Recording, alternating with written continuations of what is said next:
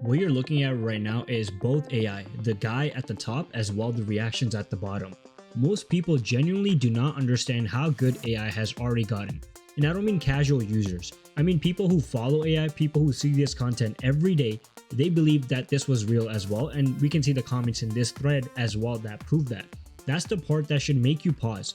The influencer isn't real, the reactions aren't real either, and the AI clip was stitched together with real reaction footage from completely different videos. Real faces, real emotions, but a completely fake situation. So what you're watching is not just a fake video, it's a constructed reality. And I'll be honest, I got fooled too. And that's the uncomfortable part. There was no obvious giveaway, there wasn't glitches, or no moment where your brain says, wait, something is wrong. It kind of just worked and felt very natural. And once this kind of content starts circulating at scale, fake people, real reactions, believable context, the line between real and synthetic doesn't slowly blur. It kind of disappears. This isn't a future risk, this is something that's happening right now, and most people have no defense against it. And there are people actually monetizing on how scary AI has gotten.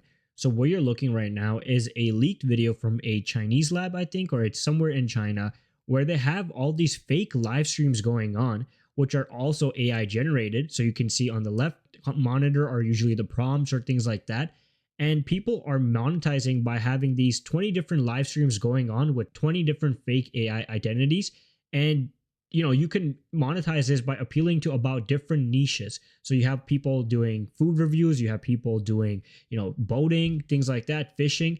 So this is how scary AI has gotten. And then look at this clip over here. What you can see right now is that you can create AI avatars. So you have this guy who is behind the screen, and then there's a AI avatar, which is of that lady. Now, you might be talking to somebody on the internet, you might be, in a video chat or things like that, and you might not actually be talking to the person that you think you're talking to. You could be talking to a girl just to find out that it's actually a guy behind that. So this is another risk that people should be aware of, as AI avatars are about to show up everywhere.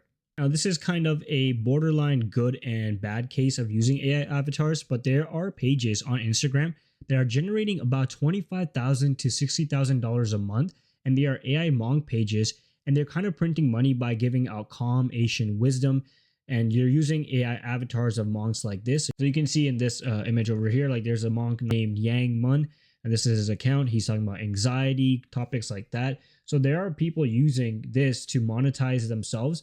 And people just don't scroll because they're curious. They're also staying because the wisdom actually sounds legit. So people are using this for somewhat good reasons, but however, I would always be wary of what you see online nowadays and make sure that it's not AI. Back in August 2025, OpenAI launched ChatGPT Go in India.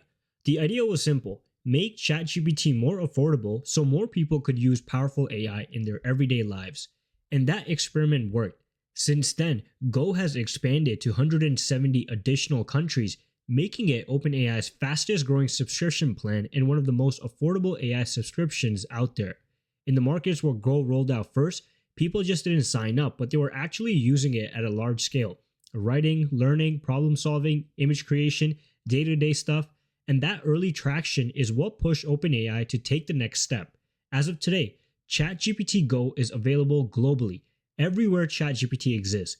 In the US, it's priced at $8 per month with localized pricing in other regions. So now, ChatGPT officially has 3 subscription tiers. You have ChatGPT Go at $8 a month, ChatGPT Plus at $20 a month, and then the highest tier, ChatGPT Pro, at $200 a month. So let's break down what that actually means. ChatGPT Go is built for people who want more power than the free tier without jumping straight to the Plus tier. You get access to GPT 5.2 Instant with around 10 times more messages, uploads, and image generation compared to the free version. You also get a longer memory and context window, which means ChatGPT can remember more about you and keep conversations going without constantly losing track. Think of Go as the daily driver plan.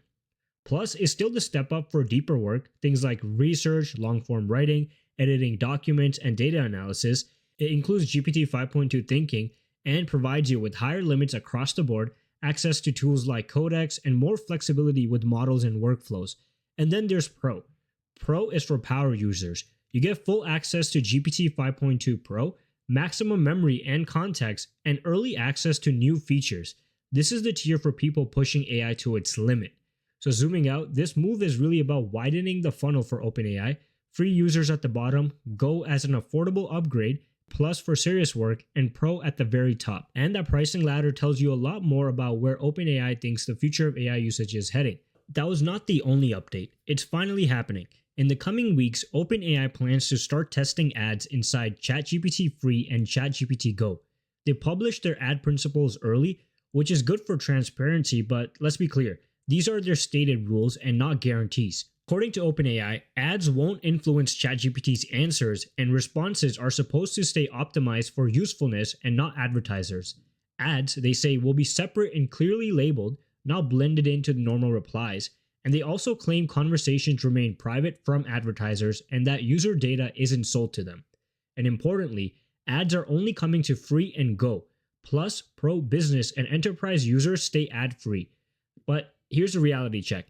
Anytime ads enter a product, incentives change. Even if answers aren't directly influenced, the pressure to optimize engagement and surfaces still exists over time. We've seen this play out before in search, social media, and recommendation systems.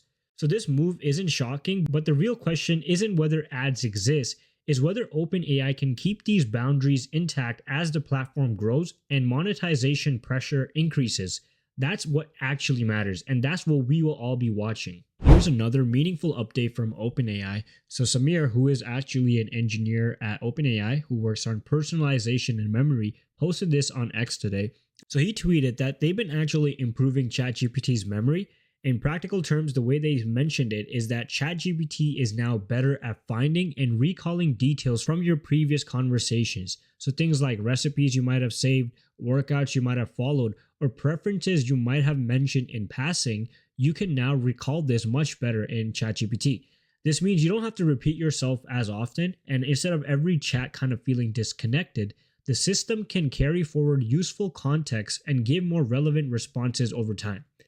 Importantly, this isn't about like ChatGPT learning new things on its own. It's about better retrieval of information you've already shared. Think of it as an improved organization and recall rather than deeper intelligence. It's not like ChatGPT has gotten smarter, it has just gotten better at memorizing and remembering. So this kind of memory is especially useful for people who use ChatGPT regularly for recurring tasks like fitness plans, studying, writing, or project work. So this might not seem like a flashy update, but it actually helps improve the user experience much more. I know when I use ChatGPT, sometimes I have to reiterate myself or rebuild that previous context that I might have given ChatGPT in a previous chat.